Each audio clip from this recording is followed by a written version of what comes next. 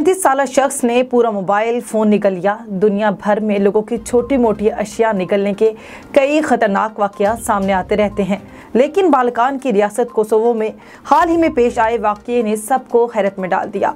मुस्लिम अक्सरियती मुल्क कोसोवो में 33 साल शख्स ने नोकिया का पुराने मॉडल का एक मकबूल फ़ोन 3310 निकल लिया, जिसके बाद डॉक्टर्स को इस शख्स की जान बचाने के लिए सर्जरी करनी पड़ी।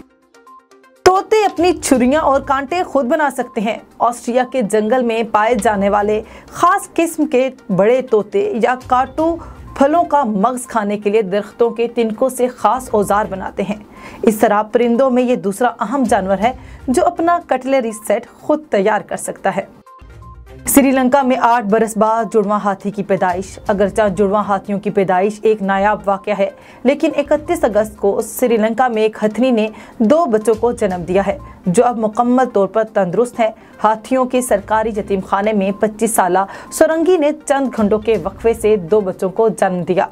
दुनिया में आंख खुलने के चंद घंटों बाद ही बच्चे अपने पांव पर खड़े हो गए।